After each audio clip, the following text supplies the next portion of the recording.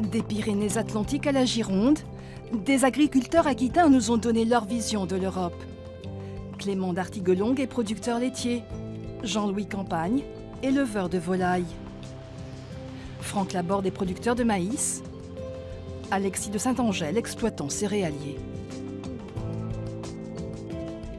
Tout au nord du Béarn, le troupeau de Clément compte 43 bêtes. Pour préserver sa production, les aides bovines et laitières de la PAC lui sont indispensables. Elles représentent 13% de son chiffre d'affaires, soit 17 000 €. Sauf que la réglementation de l'Union, ce jeune paysan la trouve pénalisante, car il n'a pas les moyens de s'aligner sur les gros producteurs nordiques ou allemands. Pour avoir un élevage de plus de 50 vaches, il faut classer l'exploitation. Et pour classer l'exploitation, il faut rentrer, faut avoir un cahier des charges et il faut avoir certaines conditions qui fait qu'on peut avoir plus de 50 vaches. Ce qui n'est pas le cas dans les pays étrangers. Dans les pays étrangers, il n'y a pas les problèmes des effluents, le stockage des effluents, l'épandage. Eux, ils stockent comme ils veulent, ils épandent quand ils veulent. Nous, on a des dates à respecter, des cahiers des charges, les problèmes nitrates. Et tout ça, c'est dû à la PAC.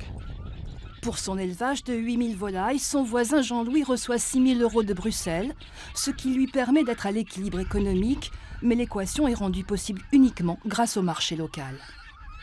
Le problème aujourd'hui, c'est qu'il y a 80% des aides qui vont à 20% des agriculteurs, quoi. Donc il y a une égalité qui n'est pas faite de ce côté-là.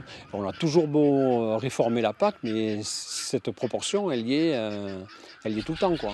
On maintient avec de la perfusion encore quelques petites exploitations, mais qui n'auront plus de succession parce qu'elles ne sont pas viables. Je survis parce que j'ai fait un choix. J'ai fait un choix de faire de la vente directe, de ne pas être sur les cours mondiaux. Jean-Louis et Clément vivent avec à peine un SMIC en travaillant 70 heures par semaine. Au pied des Pyrénées, le berceau du maïs en Europe. Sur ses terres familiales de 100 hectares, Franck Laborde cultive essentiellement le maïs. Défenseur de la PAC, il en regrette désormais les dérives. Avec les mécanismes de solidarité par exemple, il a subi une diminution des aides de 30%. Il se sent lésé par la concurrence déloyale des pays de l'Est. Un producteur roumain a un coût de production de la tonne de maïs d'environ 100 €. Quand nous, producteurs français, nous sommes autour de 150 €. Les subsides européens sont en cours d'être harmonisés. C'est-à-dire que le producteur roumain touchera autant que le producteur français. Ça, c'est un danger pour l'agriculture française, puisque nos coûts, et notamment concernant le social, la main-d'œuvre, mais aussi les coûts environnementaux, sont totalement différents de nos voisins européens. Sur ces terres de Gironde, Xavier de Saint-Angèle est déjà dans une logique de transition écologique. Sur 400 hectares, une centaine est dédiée au soja et tournesol bio. Plus d'Europe, il en est partisan, mais lui aussi craint avec les nouvelles orientations de la PAC des distorsions de concurrence.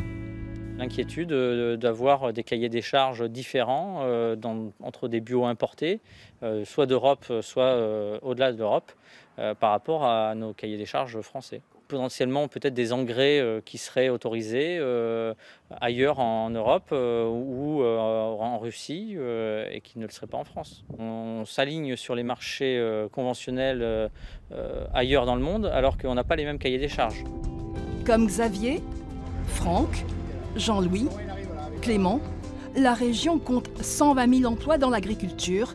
La France est la première puissance agricole de l'Union européenne.